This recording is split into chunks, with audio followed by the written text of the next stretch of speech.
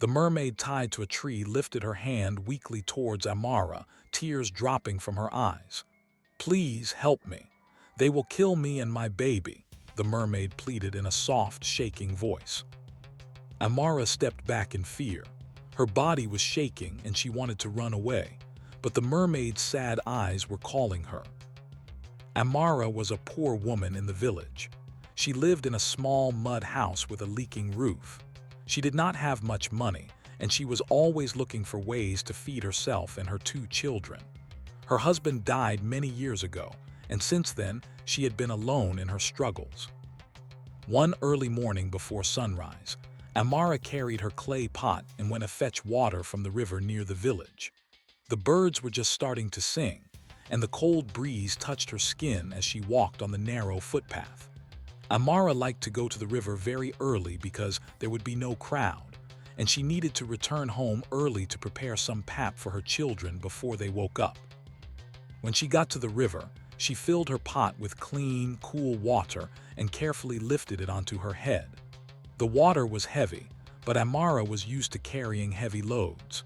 She started walking back home, but she decided to take the back road because it was shorter, and she wanted to reach home before the sun rose fully. As she was walking through the back bush path, she saw 3 hunters standing under a mango tree. They were talking and laughing, holding their guns and wearing their hunting bags. Amara greeted them politely. "Good morning, hunters." The hunters answered her, but they did not look at her face and their voices were cold. They were too busy talking to each other and laughing. Amara continued walking slowly, and as she moved, she heard one of the hunters saying, "Ah, we are rich now. I still can't believe we caught the pregnant mermaid near the river, and we will get double money for this one." Another hunter laughed and said, "Yes, they say if a mermaid is pregnant, the power inside her and the baby will give us plenty money. We will sell them to the big man in the city." Amara's heart started beating fast. She did not understand what they were talking about. Pregnant mermaid, double money, sell to the big man, she thought as she carried the heavy pot on her head.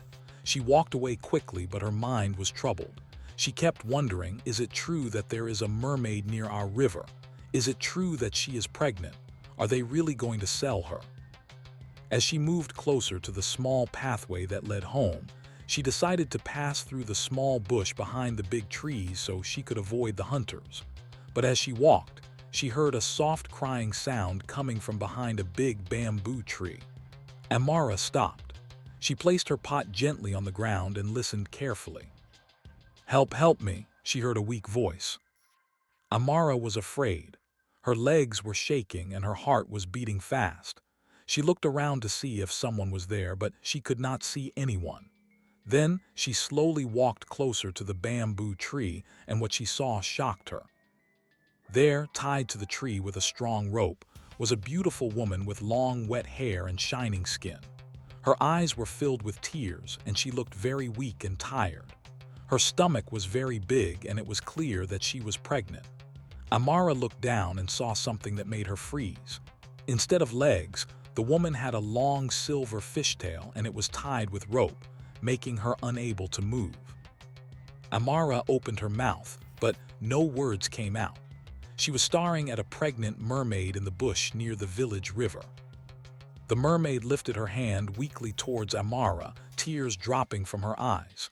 "Please help me. They will kill me and my baby," the mermaid pleaded in a soft, shaking voice. Amara stepped back in fear. Her body was shaking and she wanted to run away. But the mermaid's sad eyes were calling her. She had never seen a mermaid before, and she had heard stories in the village about mermaids who take people's souls and about how dangerous they were.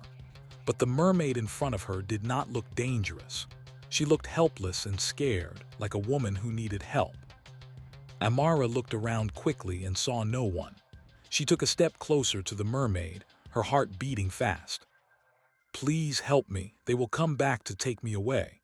I don't want to die," the mermaid said again, her hand still stretched towards Amara. Amara bent down slowly and whispered, "Are you really a mermaid?" The mermaid nodded, tears falling from her eyes. "Yes, and I am pregnant.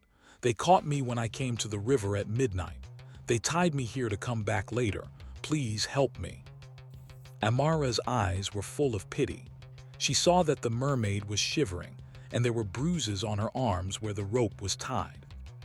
Suddenly, Amara heard voices of men talking nearby.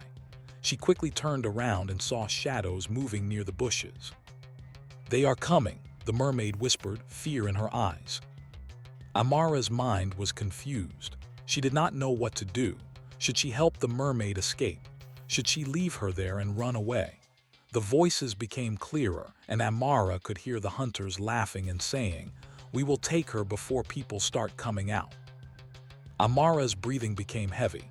She knew that if they came now, they would see her standing near the mermaid, and they might harm her, too. She looked at the mermaid, who was still begging her with tears and fear in her eyes. Amara did not know where she got the courage, but she stepped closer and touched the rope tied around the mermaid's hands. The mermaid flinched in pain, but she looked at Amara with hope.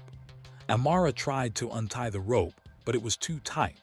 Her fingers were shaking as she pulled at the knot, her ears listening to the footsteps of the hunters coming closer. "Please, please, please," the mermaid kept saying weakly. Amara felt sweat on her forehead, her heart beating like a drum, her hands moving fast to untie the rope. The voices of the hunters were now very close. "Let's see if we can take her," one of them said. Amara's eyes widened in fear. The pot of water she left on the ground was still there, and it would be easy for the hunters to know someone was around. Amara looked at the mermaid, and the mermaid looked back at her. At that moment, Amara knew that her life would change forever because of what she was about to do. But just before she could untie the last knot, the footsteps of the hunters stopped very close to them, and Amara quickly hid herself. Amara's heart was beating fast like a drum. Her hands were shaking, and sweat was running down her back, even though the early morning was still cold. The mermaid was breathing heavily, tears rolling down her cheeks as she looked at Amara with fear and pain in her eyes. She knew the hunters would soon find her, and she would be taken away. Amara closed her eyes for a moment and whispered inside her heart, "God, please help us. Don't let them find us here." Just as the hunters were about to turn to the back of the bamboo tree, one of them, who was walking behind the others, suddenly screamed loudly, "An antelope!" The other hunters stopped immediately and turned around quickly. "Where is it? Where is it?" they shouted. "They're there, running towards the other side," the hunter said, pointing with his gun into the bushes. The hunters forgot about the mermaid for a moment and started running towards the place the antelope was said to be, lifting their guns in the air, ready to shoot. Their boots made loud sounds on the dry leaves as they rushed towards the direction of the antelope, shouting and calling each other. Amara's eyes widened in surprise. She saw this as her only chance. She came out quickly from her hiding place and ran back to the mermaid. "Please, let's go now before they come back," Amara whispered to the mermaid, her hands moving fast to untie the rope. Her fingers were shaking as she pulled at the tight knot. The rope was rough and strong, and it hurt her fingers, but she did not stop. The mermaid was whimpering in pain, but she looked at Amara with hope in her eyes. Thank you," the mermaid whispered weakly. Amara finally untied the last knot, and the rope fell to the ground. The mermaid's arms fell to her side, and she leaned on the tree, too weak to stand properly. Amara looked around quickly. She could still hear the hunters' voices, but they were now closer to the river, shouting and calling each other as they searched for the antelope. She knew she had to leave immediately, or they would return and find the mermaid missing. The mermaid tried to stand but fell back, her silver tail brushing against the dry leaves. "Please help me," she whispered. Amara bent down, wrapped her arms around the mermaid's waist, and tried to lift her. The mermaid was heavy, and Amara was not strong enough, but she tried her best. She placed the mermaid's arm over her shoulder, and the mermaid leaned heavily on Amara, her baby bump making it hard for her to move easily. Amara took a step forward, then another, her legs shaking under the weight. They moved slowly, step by step, trying to avoid the dry leaves that made noise under their feet. The mermaid was wincing in pain, breathing heavily, and holding her stomach. The mermaid groaned softly. Amara looked at her with pity. She did not know how long they would take to reach her hut, but she could not leave the mermaid behind. Every 5 minutes, Amara had to stop and rest. She would bend down, allowing the mermaid to sit on the ground for a moment while she wiped the sweat from her face. Her clay pot of water was still there, but she could not carry it now. She left it behind, focusing on getting the mermaid to safety. The morning sun was beginning to rise, and the birds were singing louder now. Amara's wrapper was soaked with sweat, and her back was aching, but she kept moving. The mermaid was crying softly, her face pale and her hands holding her big belly. "Please don't leave me. I don't want to die," she kept whispering. "I will not leave you," Amara said. Even though her body was tired and her legs were shaking, they passed through the small, narrow bush paths, avoiding places where people would see them. Amara was afraid that if the villagers saw the mermaid, they might call the hunters or bring trouble to her. They stopped to rest again under a mango tree, and Amara checked the mermaid's face. "Are you okay?" she asked softly. The mermaid nodded weakly, but tears rolled down her cheeks. After some time, Amara gathered her strength and lifted the mermaid again. They continued moving, resting, and moving until finally, they reached Amara's small mud hut at the edge of the village. Amara pushed the wooden door open carefully and looked inside. Her 2 children were still deeply asleep on the mat. She was happy they were still sleeping so they would not see the mermaid yet. Amara helped the mermaid inside and laid her gently on the floor, which was covered with a small, old mat. The mermaid groaned in pain, her hands on her belly, her tail lying weakly on the mat. Amara looked at her with concern. She saw that the mermaid's body was swollen in some places, and there were red marks where the rope had tied her. "I will bring hot water," Amara said softly. She quickly went outside, took some water and placed it on the small fire in her kitchen. When the water became warm, she poured some into a small bowl and brought it inside. She dipped a clean cloth into the hot water, squeezed it, and gently placed it on the mermaid's swollen arms and shoulders. The mermaid winced in pain, but after a while, she let out a soft sigh of relief. Amara continued to massage the mermaid's body with the hot water, wiping away the dirt and sweat and pressing gently on her back. "Thank you, the mermaid kept whispering, tears rolling down her cheeks. Amara felt pity in her heart, and she also felt afraid. She did not know what would happen next, and she did not know why the mermaid was on land, pregnant and caught by hunters. The room was quiet except for the soft groans of the mermaid and the small crackling of the fire outside. Amara looked at the mermaid's big belly and wondered, what kind of baby is inside her? Will it be a fish or a human? She did not know, but she knew she could not let the mermaid die. The mermaid opened her eyes weakly and looked at Amara. "My name is Nene," she said softly. Amara was surprised. "Nene, that is a beautiful name. My name is Amara." Nene smiled weakly, but her eyes were still filled with tears. "Thank you, Amara. I will never forget this," she whispered. Amara nodded, holding Nene's hand gently. Suddenly, they heard the sound of footsteps outside the hut, and Amara's eyes widened in fear. She quickly looked at the door and then at Nene, who was trying to sit up but was too weak. Amara placed a finger on her lips. "Shh, don't make a sound." They both listened quietly as the footsteps moved closer to the door of the hut.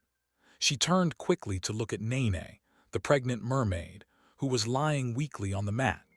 Nene looked at Amara with fear in her eyes, clutching her big belly with her silver tail folded under her body.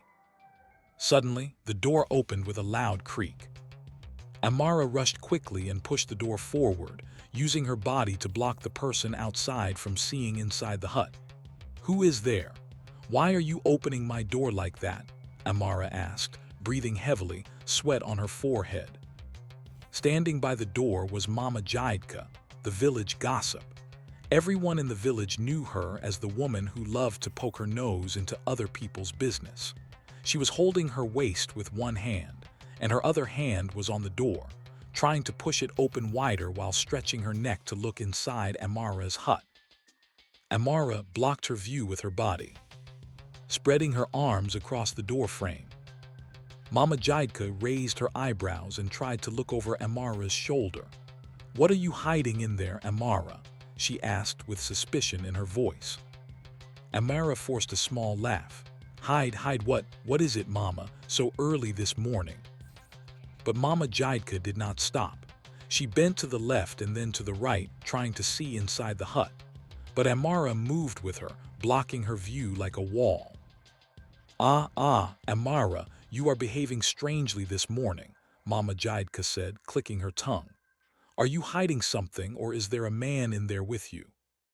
Amara's eyes widened in shock. "A man in my hut?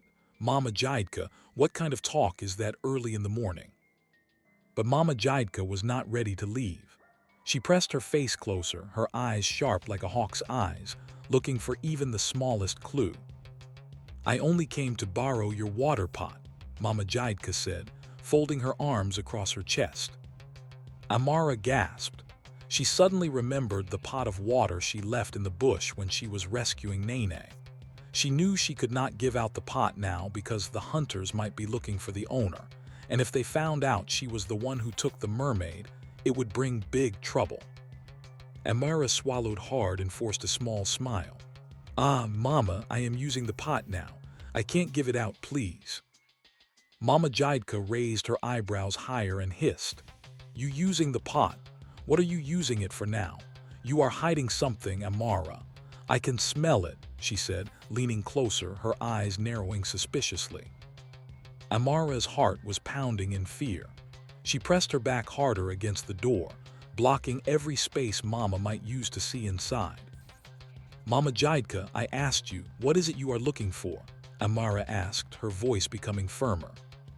Mama Jidka shrugged and snapped her fingers. "I only came to borrow your pot, but since you are behaving like this, maybe you are hiding a man inside your hut." Amara's eyes widened and her mouth opened, but no words came out for a moment. "A man in my hut? Me? Mama Jidka, please leave my compound. Stop talking nonsense," Amara shouted, waving her hands to chase Mama Jidka away. Mama Jidka clapped her hands together and shook her head, turning around slowly. "Amara, I will come back later. Let me see what you are hiding in this your hut," she said, walking away but still turning her head to look back. Amara watched her until she was out of the compound before quickly shutting the door and leaning against it. Breathing heavily, she turned around slowly and saw Nene looking at her with fear and confusion, tears in her eyes. Amara moved to her and sat beside her, touching her hand gently. "Don't worry, she is gone. You are safe for now," Amara whispered. Nene nodded slowly, holding her belly, breathing heavily. "Thank you, Amara, thank you," she whispered back.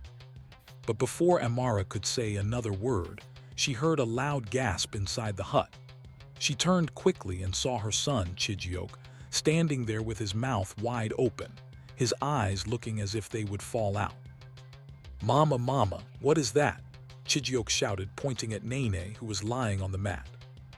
Amara's heart dropped to her stomach. Nene tried to cover her face with her hands, tears rolling down her cheeks. Amara rushed to Chijiok and placed her hands on his shoulders, trying to calm him down. "Chijiok, please don't shout. Please calm down," Amara said, her voice shaking. Chijiok's eyes were still wide and he was trembling. "Mama, what is that? Why does she have a fish tail? Is she a witch? Is she going to eat us?" Chijiok cried, stepping backward. Amara felt tears gather in her own eyes. She did not know how to explain it to her young son. "She is not a witch, Chijiok. She is a mermaid, but she needs our help. She is not here to hurt us," Amara explained, kneeling to his level. Chijiok shook his head, tears dropping from his eyes. "Mama, the elders say mermaids take people's souls to the river. They say mermaids are dangerous," Chijiok said, sniffing and wiping his tears with the back of his hand. Amara hugged him tightly. Chijioke, not all mermaids are bad. This one is sick and pregnant. The hunters wanted to kill her and her baby. We cannot let them do that. We must help her, Amara whispered into his ear. Chijioke's body was shaking, and he looked at Nene, who was still lying on the mat, her silver tail shining in the dim light of the hut. Nene slowly removed her hands from her face and looked at Chijioke with tears in her eyes. I will not hurt you, I promise. I just want to be safe, Nene said softly. Chijioke swallowed hard, looking into Nene's eyes. Amara held his hand tightly. Please, Chijioke, promise me you will not tell anyone. If people find out, they will take her away and kill her and punish us too. Chijioke looked at his mother, then at the crying mermaid, then back at his mother. He nodded slowly, tears still in his eyes. I will not tell anyone, Mama, Chijioke said softly. Amara hugged him tightly, kissing his head. Thank you, my son, she whispered. Chijioke looked at Nene again, his eyes softer now. Are you hungry? He asked the mermaid shyly. Nene managed a weak smile, her eyes filled with gratitude. Yes, thank you, Nene whispered. Amara stood up quickly, wiping her tears. She moved to the corner of the hut to prepare some hot pap for Nene. But deep inside her heart, Amara was afraid. She knew that Mama Jidka would come back again, and if she found out about the mermaid, the whole village would hear about it. She also knew the hunters would soon realize the mermaid was missing and would begin searching every house. Amara did not know how long she could keep Nene safe in her hut. But she knew she would try because deep inside her heart, she knew this was not just an ordinary mermaid.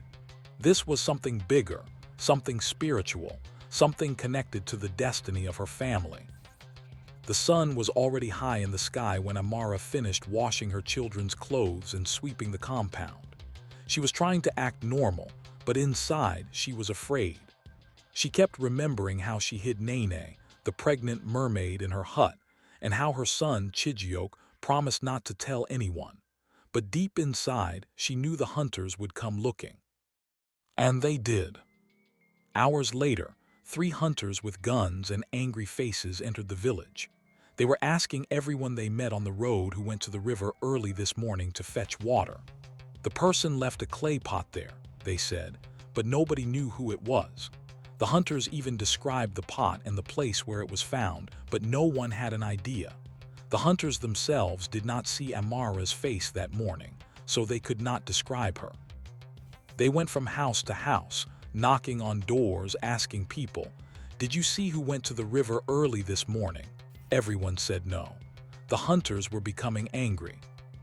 They felt someone in the village was hiding something. They finally arrived at Amara's small mud house. Amara was pounding cassava in a mortar when she heard a loud knock on the door. Her heart jumped. She wiped the sweat from her face with her wrapper and went to open the door. The 3 hunters were standing there, looking angry and tired. "Good afternoon," Amara greeted them, trying to smile. "Good afternoon," one of the hunters replied coldly. "We are looking for the woman who went to the river early this morning to fetch water. She left her pot there," the hunter said, looking directly into Amara's eyes. Amara's heart was beating very fast, but she controlled herself. She took a deep breath and replied calmly, "I don't know who went to the river this morning. I have been here since early morning, pounding cassava." The hunters looked inside the small hut but saw nothing suspicious. Amara stood firmly, praying silently that they would leave. After a few seconds, the hunters shrugged and turned away, leaving Amara's compound. Amara quickly shut the door and leaned against it, her chest rising and falling fast. She knew she could not keep the mermaid in her hut anymore, or the hunters might return and search her house. That night, when the moon was shining in the sky and the stars were blinking brightly, Amara called her children, Chijioke and his younger sister, Neoma. "Chijioke and Neoma," she whispered, "Mama is going somewhere. I want you to lock the door from inside and do not open for anyone until I return." "Mama, where are you going at night?" Chijioke asked, worried. "I will come back soon, my son. "Just do as I say," Amara said, touching his cheek. The children nodded, and Amara covered Nene, the mermaid, with a big wrapper, tying it around her to hide her fishtail. She opened the door gently, looked left and right to see if anyone was watching, and then carried Nene on her back like a baby.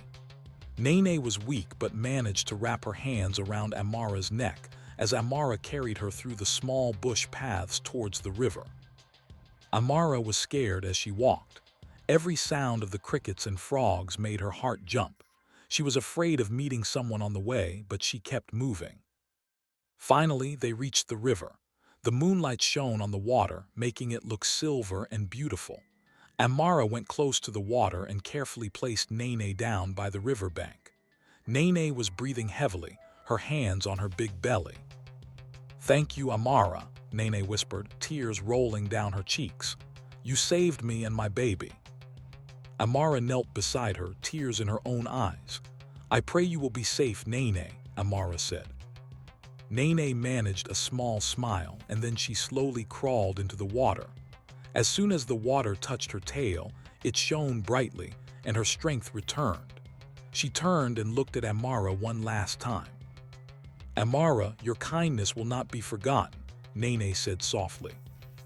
Then, with a soft splash, Nene swam away into the river, disappearing under the water.